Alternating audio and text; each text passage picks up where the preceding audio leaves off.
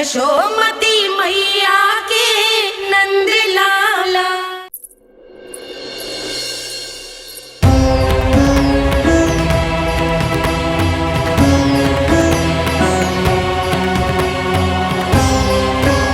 इससे पहले कि मैया को संदेह हो जाए, मुझे जाना होगा शनिदेव। प्रभु, कृपया अपने विराट रूप के दर्शन दीजिए।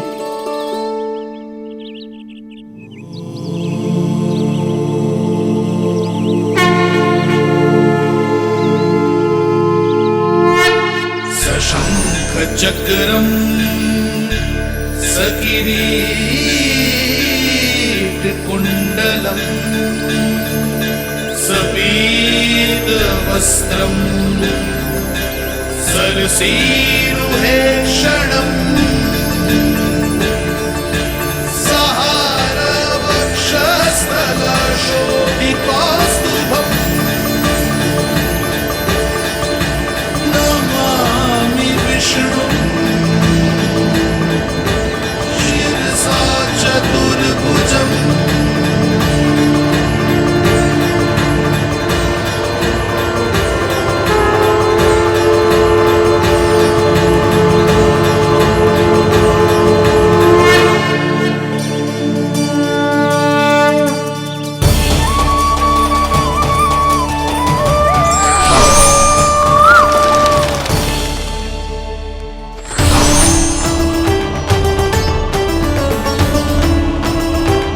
हे श्री हरि, मुझे पंछी की छाया।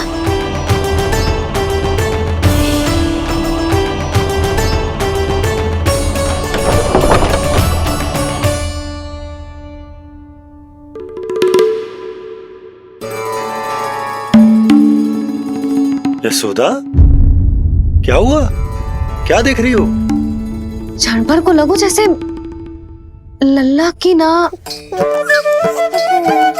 कोई पंछी की छाया हो। पंछी?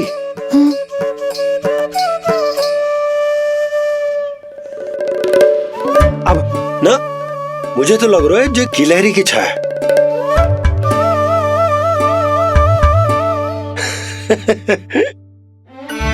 यशोदा, बालक नीलमणि है और बालकों वाले काम तुम कर रही हो। अरे प्रकाश और छाया से खेलने का काम लल्ला के लिए छोड़ दो। अरे परंतु ये देखो, झरोका खुलो है, ठंडी बयार चल रही है, लल्ला को ठंड लग जाएगी। बंद करो, जाओ। हाँ हाँ हाँ लल्ला, ए लल्ला।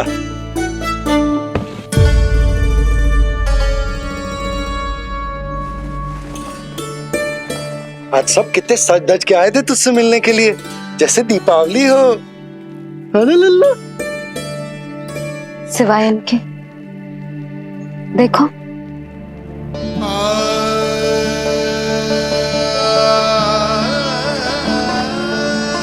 जब से चिच्ची मथुरा से लौटी है, इनका सजना सवरना सब छूट गया है।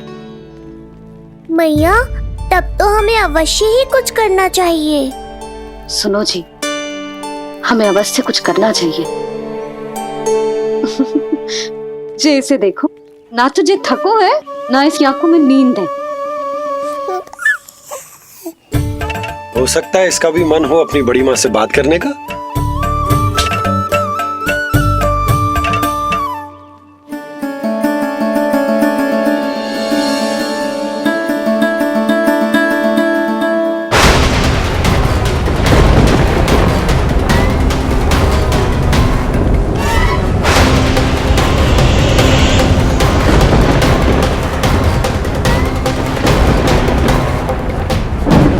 अरे लल्ला, डरने की क्या बात है? बस थोड़ी आंधी तो है।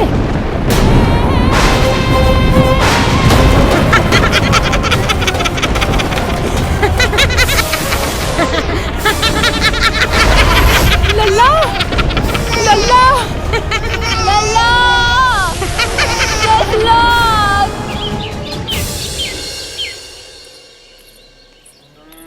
जिज्जी, अरे यशोदा, नंद भैया। चिच्ची, ये नीलमणि के षष्ठी पूजन का उपहार है।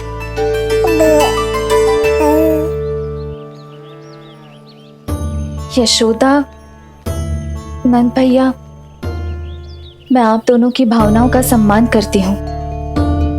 आप दोनों को तो पता है मेरे हृदय में नीलमणि के प्रति अत्यधिक प्रेम है।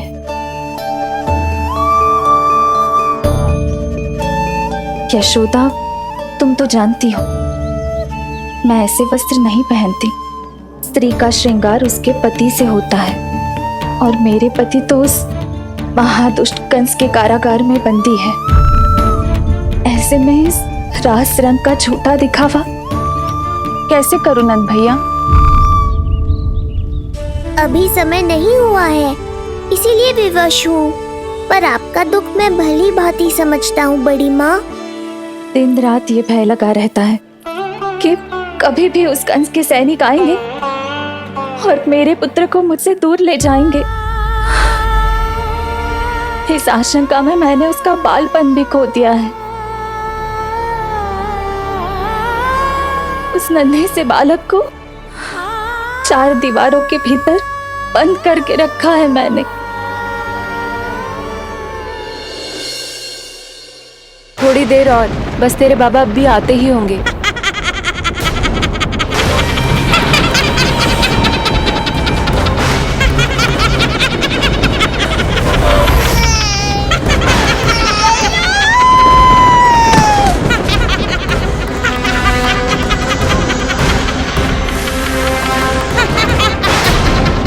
भाभी, आपका पुत्र हमारे नीलमणि का बड़ा भाई। आप उसे खुली हवा में सांस लेने दें। मेरा विश्वास करें, आप दोनों गोकुल में पूरी तरह सुरक्षित हैं। चिच्ची, नारायण के घर देर भले ही है, किंतु अंधेर ना है। बस कुछ समय का कष्ट और है चिच्ची, फिर सब ठीक हो जाएगा। और ये देखो, नीलमणि स्वयं आओ है आपको उपहार देने के लिए। इसे भी मना करोगे आप? नीलमणि, बस आज हट मत करना। मैं तुम्हारी ताऊ जी से मिलूंगी ना, तब नए वस्त्र गहने सब पहनूंगी, साज श्रृंगार करूंगी, तब पूर्ण अधिकार से देना तुम अपना उपहार। किंतु आज नहीं। बड़ी प्रसन्नता की प्रतीक्षा में छोटी छोटी प्रसन्नताओं को त्यागना नहीं चाहिए बड़ी माँ। जीवन तो परमात्मा का उपहार है, उसे जीना चाहिए।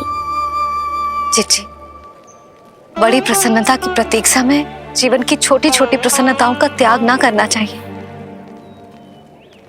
जीवन तो परमात्मा का उपहार है, जीवन तो जीना चाहिए। नंदराज, नंदराज, नंदराज, क्या हुआ? भोला, बंसी, तुम दोनों यहाँ? जी वो उपनंद जी ने कही थी कि आपको वार्षिक कर के बारे में स्मरण करा दूं, इसलिए हम दोनों चले आए। अरे हाँ, नीलमणि के आने की प्रसन्नता में मैं तो भूल ही गया था। अधिक देर होने पर कंस की दृष्टि में आने का संकट। कोई ना, मैं कल मथुरा जाकर कर जमा करा दूं। अरे किंतु कल तो लल्ला का पालना उत्सव है। सुनो जी, शीघ्र ही आना। भैया, हो सके तो अपने भैया और बहन देवकी का समाचार भी पूछ लीजिएगा। जी भाभी। इस बार कछु समस्या नहीं होनी चाहिए। ये बार आज मथुरा से कछु अतिथि आए थे, उन्हें पता चलो है कंस ने राजा वासुदेव और रानी देवकी को कारागार से बाहर निकाल लो है और अपने महल में रख लो है।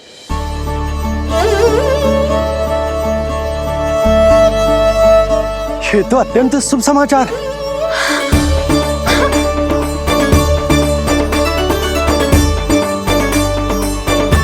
तुमने पहले क्यों ना बताया? हमें लगो आपको पहले ही से पता होगी महाराज। अच्छा ठीक है, जाकर तैयारी करो, कल तुम दोनों भी मेरे साथ चलोगे। जाओ।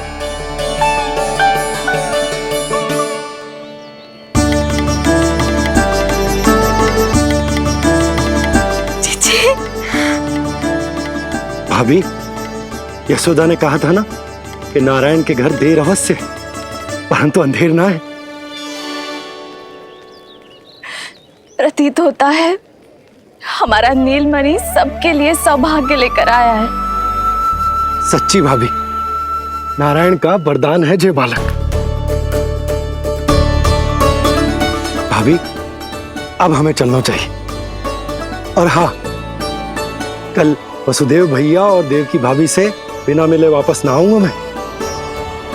उन्हें कह दूंगा और बता दूंगा कि कितना स्मरण करते हो आप उन्हें।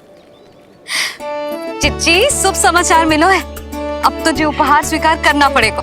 हाँ यशोदा, अत्यंत शुभ समाचार आया है और अपने साथ ही आशा भी लाया है कि अब शीघ्र ही उनसे मिलना संभव होगा।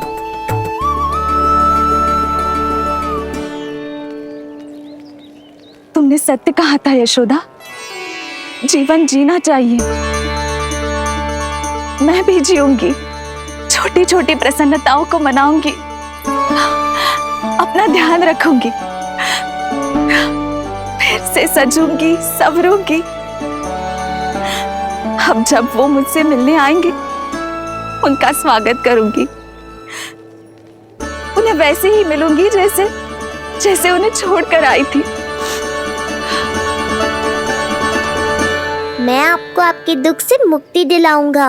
बस कुछ समय तक और प्रतीक्षा कर लीजिए बड़ी माँ।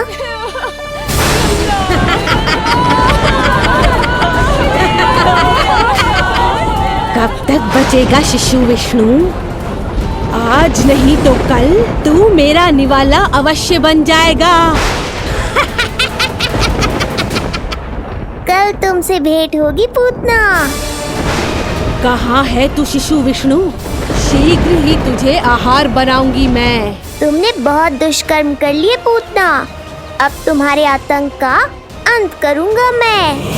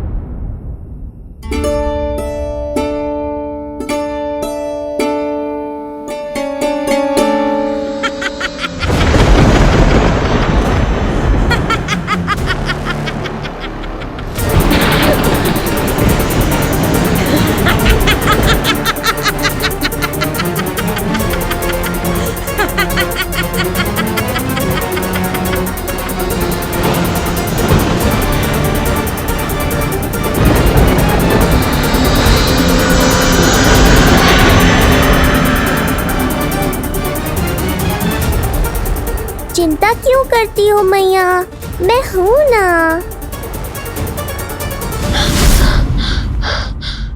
नेत्र खुले रहे तो मैया पक्का घबरा जाएंगी। यशोदा, क्या हुआ?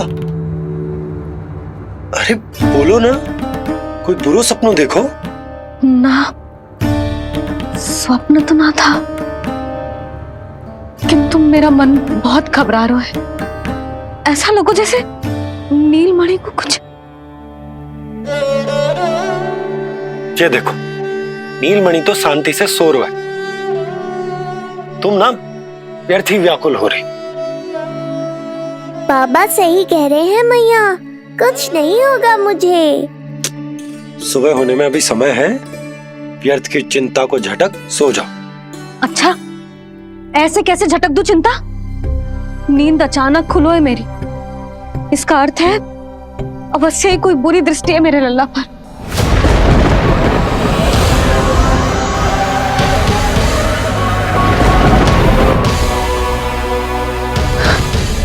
आप भी कल जा रहे हो मथुरा? सुनो जी, जाना आवश्यक है, रुक ना सकते आप। कर जमा करानो है यशोदा, कल अंतिम दिन है। यदि वो निकल गए तो नारायण ही जाने वो कंस क्या करेगा। जानो आवश्यक। पिछले 6 दिन से नित्य कोई ना कोई कर्मकांड संस्कार चल रहा है, इसीलिए तुम थक गई हो। तनिक विश्राम कर लो, सो जाओ। देखो नीलमणि भी यही कह रहा है कि मैया मोरी विश्राम कर लो, सो जाओ। कल मेरो पालनोत्सव मनानो है कि ना? सो जाओ।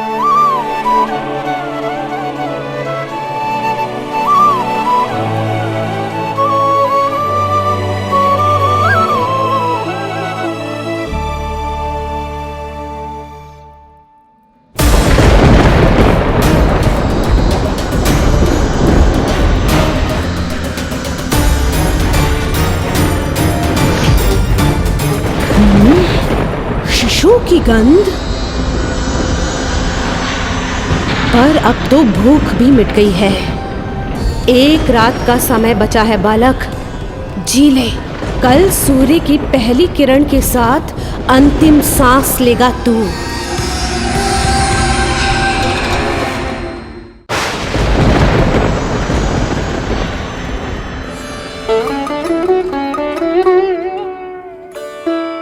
संतान के लिए मैया का कैसा अद्भुत प्रेम है ये। पूतना की छाया से ही इन्हें आने वाले संकट का आभास हो गया।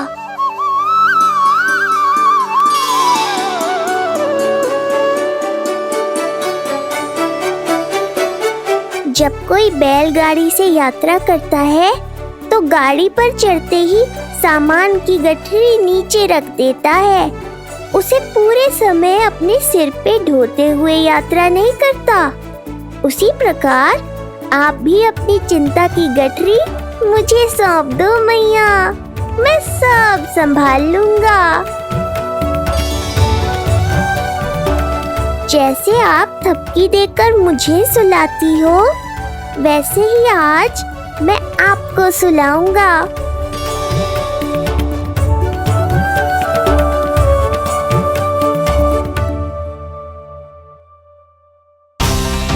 वचन देता हूँ मैया, जिसने आज आपकी निद्रा भंग की है, कल उसे चिर निद्रा में सुला दूंगा मैं।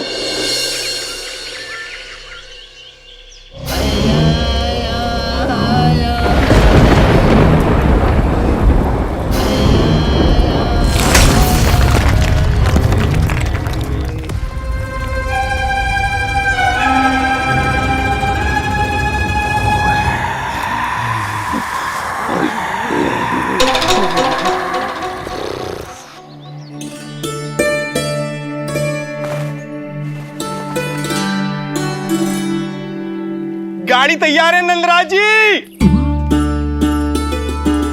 उपहार और मिठाइयाँ तो ठीक है, किंतु भोजन रखो है कि ना? हाँ भाभी, रख दियो है। और भोजन ऊपर रखो है कि मिठाई? भोजन ऊपर रखो है भाभी। मुझे लगो ही था, अब मिठाइयाँ पिचक जाएंगी ना। हाँ भाभी, तो अभी मिठाइयाँ ऊपर रख देते हैं।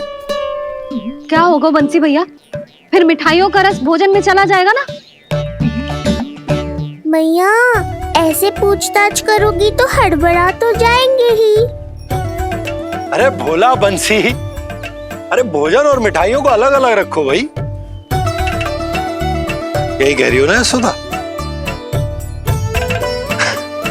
अरे वाह, आज हमारा राजकुमार जल्दी उठ गए हो। इसे भी पता है पालना उत्सव में इसके बाबा ना होंगे इसके साथ, इसीलिए विदा करने आ गए। फिर कोई ऐसो कर्मकांड ना होगो जब मैं ना हूं। बस आज जाने दे लल्ला, सबको जाकर अपने हाथों से मिठाइयां भेंट करूंगा और सबको बताऊंगा कि इतना सुंदर, इतना प्यारा लल्ला का बाबा बन गया मैं।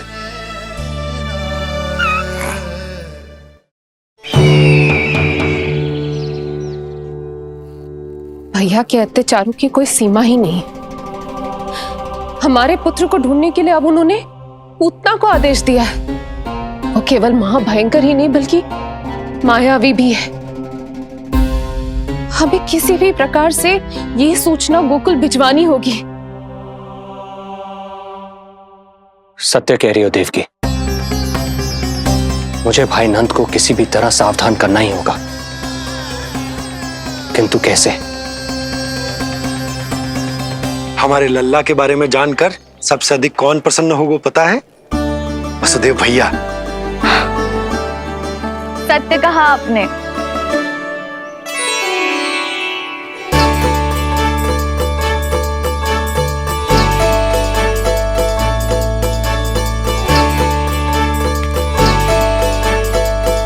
बड़ी माँ, नए वस्त्रों में ये हुई ना बात।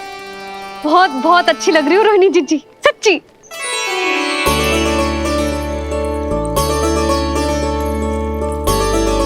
आपने जीवन में फिर से रुचि लेना आरंभ कर दियो है, ये जानकर वसुदेव भैया की प्रसन्नता दुगनी हो जाएगी। ये उनके लिए मेरे हाथों से बनाए पेड़े मथुरा के पेड़ों से भी अधिक प्रिय है उन्हें। और ये देवकी की नवजात कन्या के लिए कहिएगा केवल वस्त्र नहीं है, अपना आशीर्वाद भेजा है मैंने। सच में यशोदा, नीलमणि एक आशा का दूत बनकर आया है मेरे जीवन में। नंद भैया, उनसे ये भी कहिएगा कि मैं और उनका पुत्र हम दोनों ही यहाँ कुशल से हैं। अगर ईश्वर ने चाहा तो शीघ्र ही उनसे मिलना संभव होगा। वसुदेव भैया और देवकी भाभी से बहुत सारी बातें करनी, यदि विलंब हो जाए तो चिंता मत कर। जाने से पहले लल्ला को हृदय से तो लगा लो।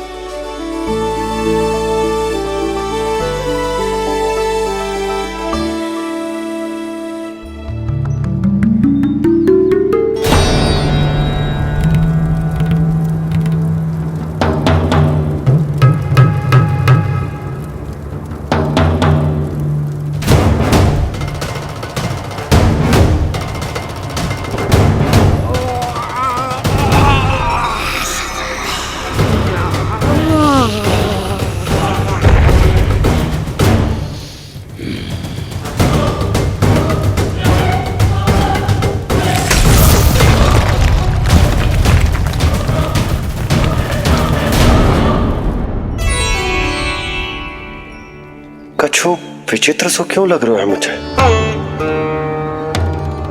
बाबा, आपका पुत्र है ना यहाँ, सब कुशल मंगल ही होगा।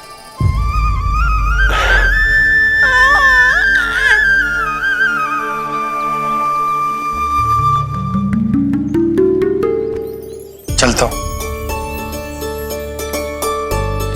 ध्यान रखो।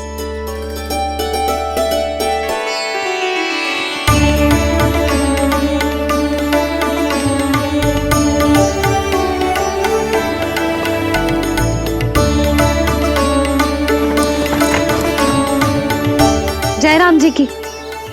जय राम जी की।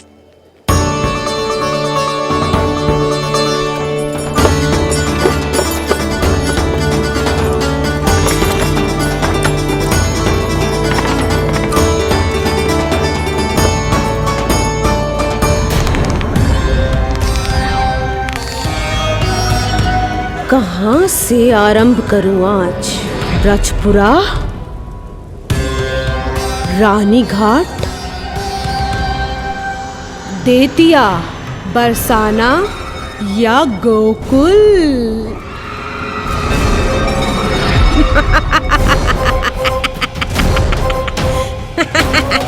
यही तो चाहता था मैं कि तुम यहाँ आओ।